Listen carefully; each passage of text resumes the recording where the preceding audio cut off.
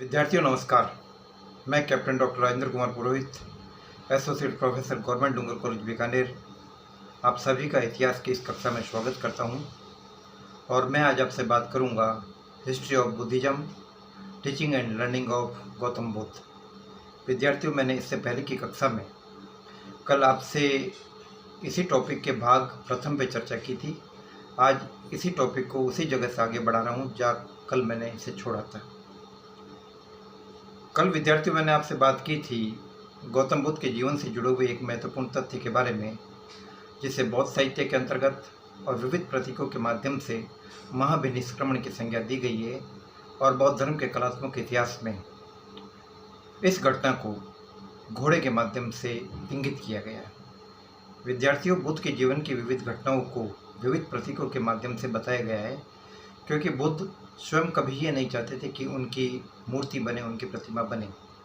तो उनकी उपासना के तरीके थे उनसे उनके जीवन से जुड़े हुए विविध प्रकार के प्रतीक, जैसे कि घोड़ा, जो उनके जीवन के महाविनिष्क्रमण की घटना का प्रतीक है।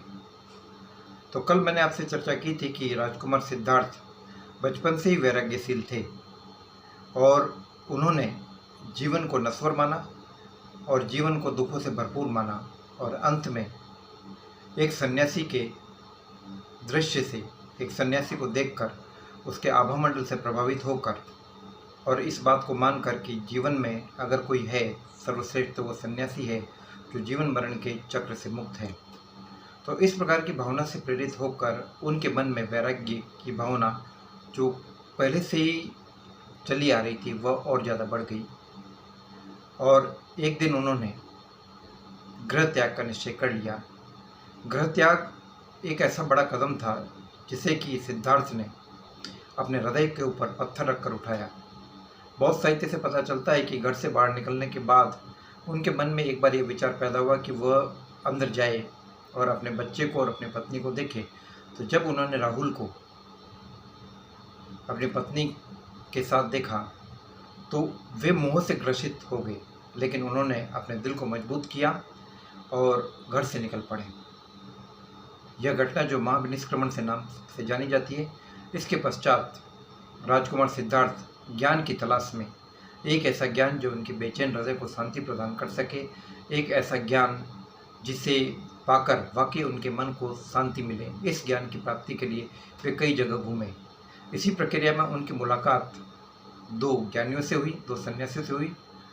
रुद्रक रामपुत्र और आलार कालाम नाम के ये दो सन्यासी विविध प्रकार के दर्शनों के ज्ञाता थे और सांख्य दर्शन के भी विशेषज्ञ थे। इनके संपर्क में रहकर राजकुमार सिद्धार्थ ने जीवन के कई मूलभूत रहस्यों को जाना और किस प्रकार से शरीर के विकारों पर नियंत्रण पाया जाए, किस प्रकार से कठोर तप किया जाए, इस प्रकार की बहुत सारी बातों की जानकारी राजकुमार सिद्धार्थ ने इन दोनों सन्यासियों से प्राप्त की। इसके बाद भी इनके मन को शांति नहीं मिली तो वे आगे निकल पड़े और काशी के नज़दीक उर्वेला नामक स्थान पर उन्होंने घनघोर तपस्या का निश्चय किया।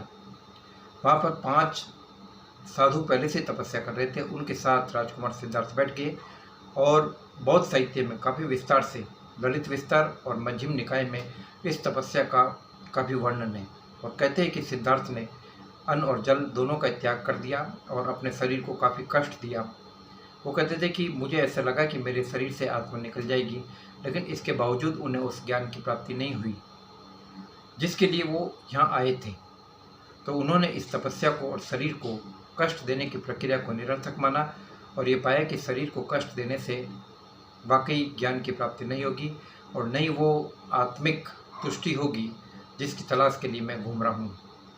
और कहा जाता है कि उस अवसर पर उन्होंने एक आदिवासी वन कन्या जो उस वन्य क्षेत्र में निवास करती थी, उसके द्वारा गाए गए गीत की पंक्ति को सुना, जिसमें ये कहा गया था कि वीणा के तारों को इतना भी न कसा जाए कि वे टूट जाए और इतना भी ढीला न छोड़ा जाए उनमें से आवाज़ नहीं आई। बुद्ध ने इस मर्म को समझा और यह माना कि जीवन में मध्यम वृत्ति का अनुकरण उचित है। शरीर को न तो ज़्यादा कष्ट दिया जाए और न ही बहुत ज़्यादा भोग विलास में लिप्त रखा जाए। तो बुद्ध का ये दर्शन, बुद्ध की ये विचारधारा जो इस दौर में विकसित हो रही है उर्वेला की अपनी तपस्या के अंतिम चरण में, ये विद्यार्थियों बहुत ही महत्वपूर्ण दर्शन है और आज के दौर में यह दर्शन बहुत ही प्रासंगिक इसलिए बन जाता है कि हम एक ऐसे दौर से गुजर रहे हैं जिसमें आर्थिक वैषम्य काफ़ी प्रचुरता से मौजूद है और कुछ गिने चुने लोगों के पास संपत्ति का केंद्रीकरण है, उत्पादन और वितरण के संसाधनों पर कुछ सीमित लोगों का कब्जा है। तो ऐसी स्थिति में यह मध्यम मार्ग इस बात को बताता है कि यदि ऊपर के शक्तिशाली लोग अपने संसाधनों का कुछ त्याग नीचे के लोगों के लिए करें तो सृष्टि में और जगत में और समाज में एक स्वस्थ वातावरण का निर्माण होगा। तो इस दृष्टि से बुद्ध का मध्यम मार्गी दर्शन बहुत ही अनुकरणीय है और बहुत ही उपयोगी है। तो जब बुद्ध ने, सिद्धार्थ ने, जो अब तक बुद्ध नहीं बने थे, उन्होंने जब कठोर तपस्या का त्याग कर दिया और सुजाता के हाथ से ली गई खीर को ग्रहण किया तो उन 5 सन्यासियों ने, बाकी सन्यासियों ने उनको पथभ्रष्ट समझा और कहा कि ये तपस्या से च्युत हो गया है और उन्होंने उसका साथ छोड़ दिया। इसके बाद सिद्धार्थ उस स्थान की तरफ चले जिसे बौद्ध साहित्य में बौद्ध गया के नाम से और आज बौद्ध गया के नाम से जानते, वहाँ पर गए और उन्होंने एक पीपल के पेड़ के नीचे इस संकल्प के साथ बैठकर ध्यान लगाने का निश्चय किया कि जब तक मुझे ज्ञान प्राप्त नहीं होगा तब तक मैं उठूँगा नहीं। और 7 दिन और 7 रात के बाद ध्यान लगाने के बाद पीपल वृक्ष के नीचे, अश्वत्थ वृक्ष के नीचे ध्यान लगाने के बाद उन्हें एक दिव्य और अलौकिक ज्ञान प्राप्त हुआ। बौद्ध साहित्य में कहा गया कि इस ज्ञान को पाने के बाद बुद्ध को, सिद्धार्थ को अपने स्वरूप का बोध हुआ, इसलिए वे बुद्ध कहलाए और उन्होंने संबोधि ज्ञान हासिल किया। बौद्ध साहित्य में इस संबोधि वृक्ष का, जो पीपल वृक्ष था, इसका काफ़ी महत्वपूर्ण स्थान है और आज भी दुनिया भर से लोग इसके दर्शन के लिए आते हैं। इस ज्ञान को हासिल करने के बाद बुद्ध ने अपने इस ज्ञान को केवल अपने तक ही सीमित रखना उचित नहीं समझा, बल्कि मानव कल्याण के लिए, बहुजन हिताय, बहुत सारे लोगों के कल्याण के लिए उन्होंने इस ज्ञान को बांटने का निश्चय किया और वहाँ से वे चलकर सारनाथ पहुँचे, काशी के समीप। तो उनकी मुलाकात उन्हीं 5 सन्यासियों से हुई जिन्होंने उनका साथ छोड़ दिया था। तो जब सन्यासियों ने उनको दूर से देखा तो उन्हें लगा कि यह वही सिद्धार्थ थे जो जिसे तपस्या का त्याग कर दिया और जो ज्ञान पाने में असफल रहा। लेकिन जब कहते हैं बहुत साहित्य के अनुसार जब बुद्ध उनके पास गए तो बुद्ध के आभामंडल को देखकर, बुद्ध के चेहरे को देखकर और बुद्ध के ज्ञान के तेज की अनुभूति करके वे बुद्ध की शरण में आए और बुद्ध ने उनको ये ज्ञान दिया। तो बुद्ध द्वारा अपने इन 5 शिष्यों को ये ज्ञान दिया जाना बौद्ध साहित्य के इतिहास में धर्म चक्र प्रवर्तन के नाम से जाना जाता है और यह सारनाथ से धर्म चक्र प्रवर्तन की शुरुआत मानी जाती है।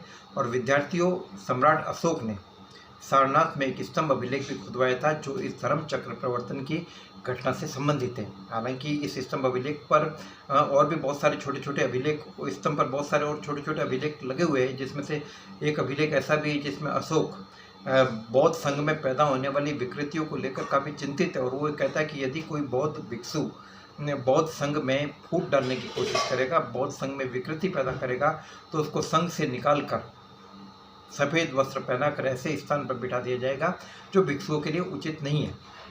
और इसके ऊपर एक कुषाण युगीन अभिलेख भी मिला हुआ है। तो सारनाथ बौद्ध धर्म के इतिहास में धर्म चक्र प्रवर्तन की शुरुआत के लिए जाना जाता है। इसके बाद बुद्ध अपने शिष्यों के साथ धीरे धीरे उनके शिष्यों की संख्या बढ़ने लगी और शिष्य के साथ वे उरुवेला आए। उरुवेला ब्राह्मण धर्म का, वैदिक धर्म का एक बहुत बड़ा केंद्र था और ये कहा जाता है कि यहाँ 1000 से भी ज़्यादा ब्राह्मण विविध प्रकार के यज्ञों और कर्म कांडों में संलग्न थे और कश्यप उनका नेता था। कश्यप ने जब बुद्ध की वाणी को सुना तो वो प्रभावित हुआ और वो भी बौद्ध संघ में दीक्षित हो गया। इस प्रकार से गौतम बुद्ध की वाणी का प्रभाव, उनके उपदेशों का प्रभाव चारों तरफ बढ़ने लगा। इसके पश्चात बुद्ध आपके राजगृह में आए और राजगृह के सम्राट, मगध सम्राट बिंबिसार ने उनका स्वागत किया और यहीं पर बुद्ध को 2 महत्वपूर्ण शिष्य मिले जो आगे चलकर बौद्ध धर्म के स्तंभ साबित हुए। विद्यार्थियों, ये शिष्य सारिपुत्र और मोदकल्यायन थे जो बेसिकली ब्राह्मण थे और इन्होंने भी बुद्ध के उपदेशों से प्रभावित होकर बौद्ध धर्म को स्वीकार किया। तो बौद्ध धर्म के प्रसार की गति काफ़ी तेज थी और बड़े पैमाने पर लोग इस संघ से जुड़ने लगे। और लोग ये कहते हैं कि न जाने इस सन्यासी में क्या है, जो भी इससे मिलता है वो इसके पीछे पीछे हो जाता है। तो बुद्ध के शिष्यों ने बुद्ध को कहा कि लोग ऐसा कहते हैं। तो बुद्ध मुस्कुराए, उन्होंने कहा कि आप लोगों को ये कहिए कि जो बुद्ध के पीछे हो जाता है वो संसार के भव चक्र से मुक्त हो जाता है, आत्मा के आवागमन के चक्र से मुक्त हो जाता है और ज्ञान के एक अनंत पथ के ऊपर अग्रसर हो जाता है। तो बड़े पैमाने पर लोग इससे जुड़े। बुद्ध की लोकप्रियता काफ़ी चरम सीमा पर थी और समाज के सभी वर्णों से लोग इस तरफ जुड़ने लगे। अवंती में भी लोगों ने बुद्ध के विचारों का अनुकरण किया। आम्रपालिका नाम की प्रसिद्ध गणिका उनकी शिष्या थी। श्रावस्ती का महान श्रेष्ठी अनाथ पिंडक, वो भी बुद्ध का प्रमुख अनुयायी था। अनाथ पिंडक अपने दौर का काफ़ी समृद्ध श्रेष्ठी था और उसने भगवान बुद्ध को जेतवन विहार अपने निजी कोष से स्वर्ण सिक्कों के माध्यम से क्रय करके भगवान बुद्ध को भेंट किया। तो बुद्ध के उपासकों की संख्या काफ़ी ज़्यादा बढ़ने लगी। लेकिन इसके साथ ही समाज में एक प्रकार का थोड़ा सा एक नवीन प्रकार का संकट भी पैदा हो गया कि बहुत सारे लोग, छोटे छोटे बच्चे, माँ बाप के इकलौते बच्चे, जो व्यापार वाणिज्य को संभाल रहे, माँ बाप का इकलौता सहारा, इस प्रकार के लोग बौद्ध संघ में शामिल होने लगे। अपनी पत्नियों को छोड़कर पतियों ने बौद्ध संघ का सहारा ले लिया। तो इस प्रकार से एक प्रकार का सामाजिक असंतुलन पैदा हो गया। और इसके साथ साथ बहुत सारे ऐसे लोग जो समाज के अपराधी थे, क्रिमिनल्स थे, इस प्रकार के लोगों ने भी बौद्ध संघ में शरण ले ली, क्योंकि उनको ये पता था कि बौद्ध संघ में शरण लेने के बाद वे राजकीय दंड से मुक्त हो जाएंगे। इस प्रकार का नियम था। बहुत प्रकार के ऋणी जो लोगों से कर्जा लेकर दिवालिया होकर बौद्ध संघ में शामिल हो गए। तो इस प्रकार के लोगों की तादाद काफ़ी बढ़ने लगी और इस बातों से चिंतित होकर बुद्ध ने कुछ अधिनियम और कुछ विनियम भी निर्धारित किए गए, जिसके अनुसार ये तय किया गया कि कोई भी अपने माता पिता और पत्नी आदि की स्वीकृति के बगैर बौद्ध संघ में शामिल नहीं हो सकता और किसी भी प्रकार का कोई अपराधी व्यक्ति वो राजकीय स्वीकृति के बगैर बौद्ध संघ में शामिल नहीं किया जा सकता। तो इस प्रकार से इस व्यवस्था को संचालित किया गया। विद्यार्थियों में आपको बता दूं कि बौद्ध संघ एक अनुशासित संघ था, जिसके बहुत सारे नियम, कानून और कायदे थे। और लोकतांत्रिक प्रणाली की शुरुआत की जब भी हम बात करते हैं तो लोकतांत्रिक प्रणाली का मूल बौद्ध संघों में ढूंढा जा सकता है। बौद्ध संघ के अंदर हर भिक्षु के बैठने के लिए अपना अलग अलग स्थान होता था और बैठने की व्यवस्था करने के लिए एक अलग से मुख्य भिक्षु नियुक्त किया जाता था। किसी भी प्रस्ताव पर सहमति लेने के लिए उसका 3 बार पाठ किया जाता था। यदि 3 बार पाठ करने के बाद कोई आपत्ति नहीं है तो उस प्रस्ताव को बहुमत या सर्वसम्मति से पारित माना जाता था। और यदि इसमें किसी प्रकार की अनापत्ति है तो इसके ऊपर वोटिंग करवाई जाती थी और इस हिसाब से निर्णय लिया जाता था। तो इस प्रकार की काफ़ी बातें बौद्ध संघ से जुड़ी हुई है जो काफ़ी अनुकरणीय और काफ़ी महत्वपूर्ण है। तो अपने विचारों का प्रसार करते करते 80 वर्ष की अवस्था में जब बुद्ध की आयु काफ़ी ज़्यादा हो गई थी, उनका शरीर जर्जरित हो गया था रोगों के कारण, वृद्धावस्था के कारण, कुशीनारा में उनके जीवन का अंतिम समय आ गया था। और जब वे अपने शरीर का त्याग करने लगे, उनका अंतिम समय आ गया, तो उनके बहुत सारे शिष्य रोने लगे। तो बुद्ध ने कहा कि हे शिष्यों, रोने की जरूरत नहीं है। तुम ये कभी भी मत मानना कि तुम्हारे साथ साथ चले गए, मैं हमेशा तुम्हारे साथ हूँ। जब भी मुझे याद करो तो मेरे उपदेशों को याद करना और स्वयं आत्मदीपो भव, अपनी आत्मा के दीपक आप खुद बनो। एक ऐसा दीपक बनो जो आपकी आत्मा के उत्थान का रास्ता तैयार करे। तो ये बुद्ध का ये उपदेश, आत्मदीपो भव और अपने कल्याण का मार्ग स्वयं प्रशस्त करो, ये दुनिया के लिए एक महत्वपूर्ण आदर्श विचारधारा है। बुद्ध के उपदेशों की अगर हम बात करें तो बुद्ध ने कभी भी यह नहीं कहा कि मैंने किसी नवीन धर्म की शुरुआत की है। वही कह रहे कि ऐसा धर्म सनातन, मैं प्राचीन काल से चले आ रहे धर्म में बहुत सारी एक ऐसी बातें जोड़ना चाहता हूँ जो युग प्रासंगिक है और बहुत सारी ऐसी बातों को मैं हटाना चाहता हूँ जो तार्किक नहीं है, जो तर्क की कसौटी पर खरी नहीं उतरती है। बुद्ध ने वर्ण व्यवस्था के जन्म आधारित सिद्धांत को चुनौती दी और उन्होंने कहा कि व्यक्ति अपने कर्मों से महान बनता है। जब वासत और भारद्वाज नाम के 2 ब्राह्मणों के बीच में शास्त्रार्थ हुआ तो वो बुद्ध के पास गए इस बात को लेकर कि कर्म और जन्म क्या आधार है। तो बुद्ध ने इसको अपने कई उपदेशों के माध्यम से बताया और ये कहा कि हे ब्राह्मणों, हे वासत, हे भारद्वाज, यदि कोई व्यक्ति गाय चराता है तो वो चरवाहा है, ब्राह्मण नहीं है।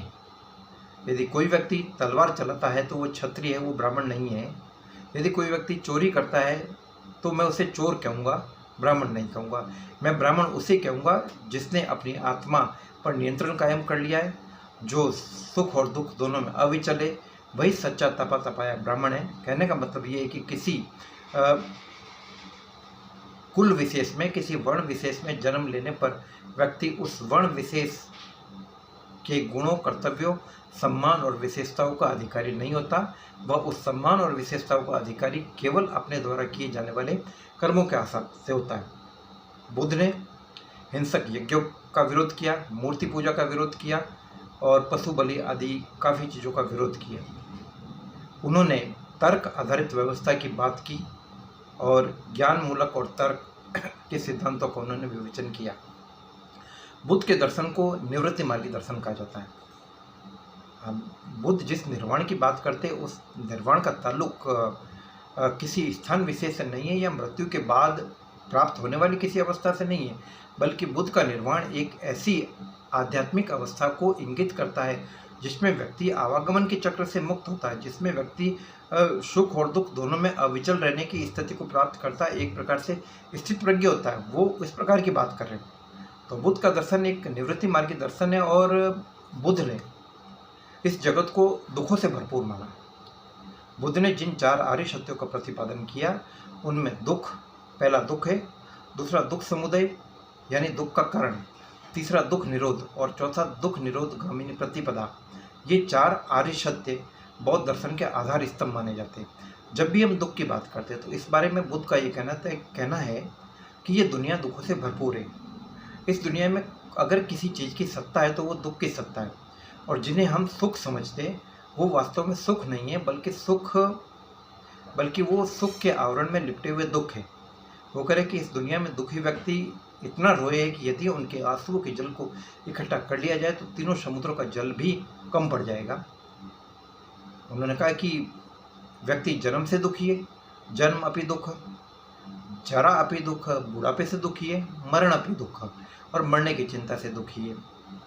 फिर ये वियोग अपि दुख, जिसको हम चाहते थे वो नहीं रहा, उससे वियोग हो गया, वह भी दुख है। अब प्रिय मिलन अपि दुख, जिसको नहीं चाहते थे वह हमें मिला तो अप्रिय मिलन, वह भी दुख है। तो उन्होंने कहा कि यदि दुनिया में अगर किसी की शाश्वत सत्ता है तो वो दुख की है।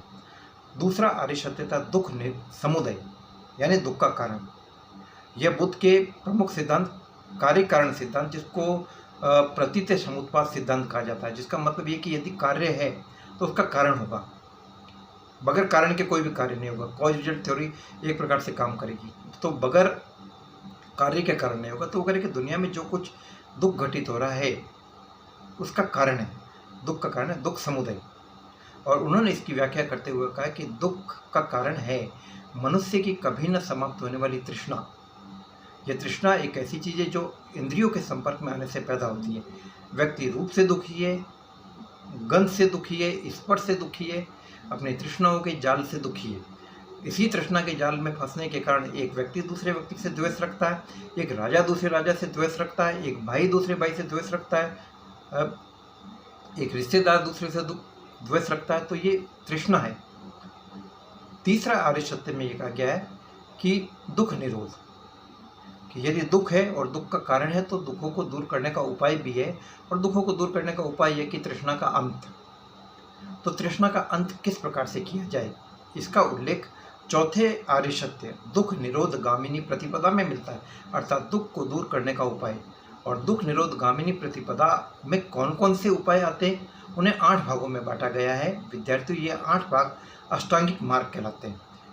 इसमें बुद्ध ने हर जगह सम्यक चीज का प्रयोग किया। सम्यक का मतलब है उचित और संतुलित। सम्यक दृष्टि यानी व्यक्ति को ये चाहिए कि वह सम्यक दृष्टि रखे, उचित दृष्टि रखे, उचित विचार रखे। सम्यक संकल्प, उचित संकल्प करे। सम्यक वाणी, उचित वाणी बोले। सम्यक कर्म, उचित कर्म करे। तो सम्यक दृष्टि, सम्यक संकल्प, सम्यक वाणी, सम्यक कर्म, सम्यक आजीव, सम्यक स्मृति, सम्यक समाधि। तो इस प्रकार के कुल 8 अष्टांगिक मार्गों की बात कही गई है, और इन 8 अष्टांगिक मार्गों के अनुकरण के द्वारा व्यक्ति जन्म मरण के दुखों से मुक्त हो जाता है। इसके अलावा राजकुमार इसके अलावा राजकुमार सिद्धार्थ जो बुद्ध बने, बुद्ध का पुनर्जन्म के बारे में कुछ थोड़ा सा एक इस प्रकार का मत है जिसकी थोड़ी व्याख्या करने की जरूरत है। एक्चुअली क्या है कि जब सिद्धार्थ से एक्चुअली राजकुमार जो गौतम बुद्ध जटिल विषयों से दूर रहते थे। ईश्वर और आत्मा के अस्तित्व जैसी बातों के ऊपर उनसे कोई प्रश्न करता तो वे मौन धारण कर लेते थे।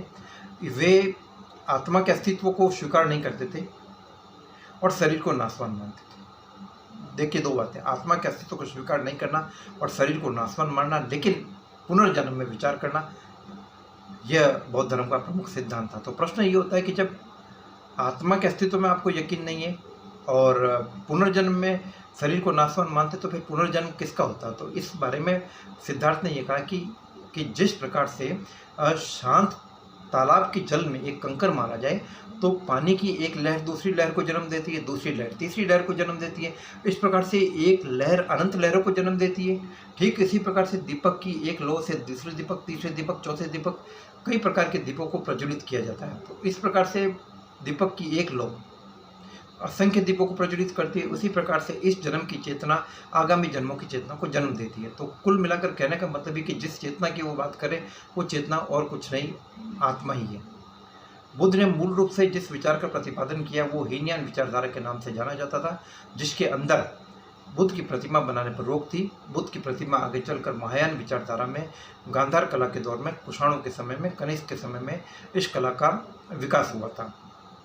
बौद्ध साहित्य को पिटक साहित्य कहा गया है और पिटक साहित्य में तीन प्रमुख पिटक है। अभिधर्म पिटक जिसमें बौद्ध दर्शन का उल्लेख है, सूत्र पिटक जिसमें बुद्ध के व्यक्तिगत उपदेशों का उल्लेख है और विनय पिटक जिसमें बौद्ध धर्म के अनुशासन से संबंधित नियम बनाए गए। तो इस प्रकार के विविध नियमों का प्रतिपादन गौतम बुद्ध ने किया और आगे चलकर धीरे धीरे इसमें समय समय पर सुधार होता रहा। तो विद्यार्थियों, मेरी आज की इस कक्षा का मकसद आपको बौद्ध धर्म से जुड़े हुए महत्वपूर्ण तथ्यों के बारे में विवेचन करना है। मैंने आपको रास्ता बताया, इस रास्ते के ऊपर आगे बढ़ना और तथ्यों की गहनता से जानकारी प्राप्त करना, यह आपकी जिम्मेदारी है। विद्यार्थियों, मैं आपका पथ दृष्टा हूँ। मैं आपको आगे जाने का रास्ता बताऊँगा, लेकिन मेहनत आपको स्वयं करनी पड़ेगी और मेरा पूरा विचार यकीन है कि आप मेहनत करेंगे और जीवन के अंदर एक अच्छी सफलता को हासिल करने की कोशिश करेंगे। जय हिंद, जय भारत। इसके आगे की कक्षा में मैं आपसे जैन धर्म के बारे में चर्चा करूंगा, जो 6वीं शताब्दी ईसा पूर्व के धार्मिक इतिहास में प्रतिक्रियावादी, वैचारिक, धार्मिक और सामाजिक क्रांतियों में एक महत्वपूर्ण स्थान रखती है। स्वस्थ रहे और अपना ध्यान रखें।